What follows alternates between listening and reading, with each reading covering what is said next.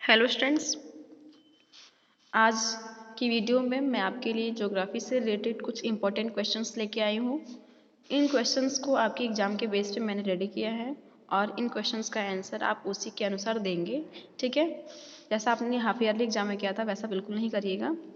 और one more, आपको ये जो क्वेश्चंस हैं इनको इनके साइज के आधार पे, जैसे वेरी शॉर्ट है तो उसको वेरी शॉर्ट के अनुसार ही लिखा जाएगा और जो शॉर्ट आंसर है उसको शॉर्ट के आंसर के अनुकूल होना चाहिए। ठीक है, जैसे जो आपकी वेरी शॉर्ट क्वेश्चन की कैपेसिटी होती है वो 30-40 शब्द तक होता है, या फिर आप उसको 50 के अंडर में लिख सकते हो। ठीक है, देन आपके जो शॉर्ट क्वेश्चन आंसर्स होते हैं इसको आप करीब 70 से 80 वर्ड्स में लिखेंगे इसका आंसर। और आपके लॉन्ग आंसर जो क्वेश्चन होते हैं इसको 3-4 पेज तो लग ही जाएंगे, 4-5 पेज में आप इसका आंसर देंगे। जैसे आपके वर्ड कैपेसिटी पूछेगा एग्जाम में, अगर कहता है 100 शब्द में लिखिए तो उसको आपको कम से कम पूरा पेज लिखना होता है, तब जाके वो आपका वैलिड होता है। तो चलिए इसमें देखते हैं। पहला क्वेश्चन है आपका very short question answer type question में, मानव संसाधन क्या है। आपको इसमें डिफाइन करना है कि मानव संसाधन किसे कहते हैं। ठीक है, आपको ये सारी चीज़ें बता दी गई हैं और आप इसको बुक से या फिर नोटबुक से लिखना नहीं है, उससे पढ़ना है, समझना है, समझ के फिर उसे अपने शब्दों में लिख करके नोटबुक में और मुझे सेंड करना है अपने आंसर्स को। ठीक है, आपके आंसर्स में चेक कर रही हूँ, कंटिन्यू देख रही हूँ कि कौन कितना कमेंट कर रहा है, कौन कितने क्वेश्चंस के आंसर को सॉल्व कर रहा है, कंटिन्यू मैं इसको चेक कर रही हूँ। ठीक है, तो इसलिए आप लोग इसको सेंड किया करिए लिख लिख के अपना जो भी आंसर है। सेकंड क्वेश्चन है आपका, लिंग अनुपात कैसे मापा जाता है। ये भी आप लोगों ने पढ़ लिया है कि लिंग अनुपात को कैसे मापा जाता है, तो इसका भी आंसर आप नोटबुक में नोट डाउन करेंगे। नेक्स्ट है आपका क्षयी संसाधनों के 2 उदाहरण दीजिए। देन आपकी अम्ल वर्षा होने के मुख्य कारण क्या है। ठीक है, यानी जो अम्लीय वर्षा होती है वो क्यों होता है, इसका आपको कारण लिखना है। इसके बाद हम आते हैं शॉर्ट आंसर टाइप क्वेश्चन में। आपका इसमें पहला क्वेश्चन है, मानव विकास शब्द से आपका क्या अभिप्राय है, यानी कि मानव जो विकास है, मानव का जो विकास है इससे आप क्या समझते हैं, इसे अपने शब्दों में आपको लिखना है। इसके बाद आपका दूसरा क्वेश्चन है, इसमें द्वितीय क्रियाएं जो होती हैं, द्वितीय क्रियाएं प्राकृतिक संसाधनों में किस प्रकार वृद्धि करती हैं। यानी द्वितीय क्रिया क्या होती है, जैसे मान लीजिए प्राकृतिक संसाधनों के द्वारा जो प्राथमिक क्रियाएं होती हैं उनके द्वारा हम नई जो सामान या सामग्री बनाते हैं वो द्वितीय क्रिया के अंतर्गत आती है। जैसे लकड़ी होता है तो लकड़ी काटना, कृषि करना, ये सारे आपके प्राकृतिक या प्राथमिक क्रियाकलाप में आते हैं।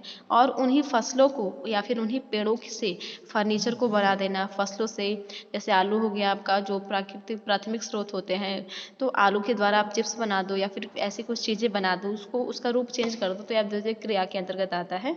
ठीक है, तो इससे जो होता है वो प्राकृतिक संसाधनों में किस प्रकार से वृद्धि करती है, 3 उदाहरण देकर इसे स्पष्ट करना है। ठीक है, इस क्वेश्चन को आप कम से कम 1 से 1.5 पेज में लिखेंगे, इससे कम नहीं होना चाहिए।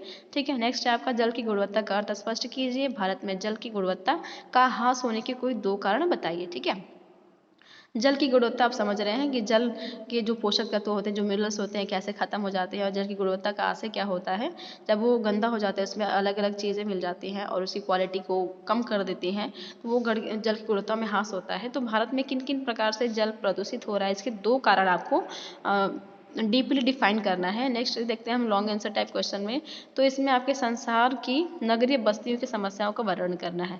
यानी संसार में जो नगरीय बस्तियां होती हैं उनमें क्या क्या समस्याएं आती हैं, मलिन बस्तियों में क्या क्या समस्याएं आती हैं, तो इसको आपको डिफाइन करना है। ठीक है, नगरीय बस्तियों में क्या क्या समस्या आती है, ये सब मैंने आपको लिखवा दिया है, समझा भी दिया है। अब देखते हैं कि आप लोग कितना इसको अच्छे से समझ पाए हैं और कितना अच्छे से डिफाइन करते हैं। ठीक है, नेक्स्ट एंड लास्ट क्वेश्चन है आपका, संसाधन संरक्षण क्या है। ठीक है, संसाधनों का संरक्षण किसे कहते हैं। ऊर्जा संसाधनों के संरक्षण के उपाय बताइए। ऊर्जा के जो संसाधन वाले संरक्षण है उसको हम किस प्रकार से बचाव कर सकते हैं, इसके आपको उपाय बताना है। संरक्षण माने बचाव करना, सेफ करना उसे। ठीक है, तो इन सारे क्वेश्चंस का आंसर आप अपनी नोटबुक में लिखिए और मुझे सेंड करिए। आपके जितने भी सिलेबस हैं, जो भी आपकी थ्योरी है सब खत्म हो गई है, प्रैक्टिकल भी मैंने आपका फिनिश करा दिया है।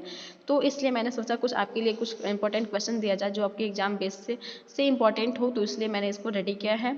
अगर बुक में आपको कोई टॉपिक समझ में नहीं आता है तो आप उसे बताइए और मैं उसे समझाने की कोशिश करूँगी, दोबारा से डिफाइन करने की कोशिश करूँगी। कोई ऐसा शब्द या कोई लेसन या कोई पैराग्राफ जो आपको समझ में नहीं आता है तो उसे पूछिए कि कैसे होगा। मैं पूरी कोशिश करूँगी कि आपको अच्छे से समझा पाऊँ। जब तक आप इसके क्वेश्चंस को, इन सारे क्वेश्चन को समझिए और इसे अपने शब्दों में लिखने की कोशिश करिए, ना कि बुक और कॉपी की हेल्प से। ठीक है।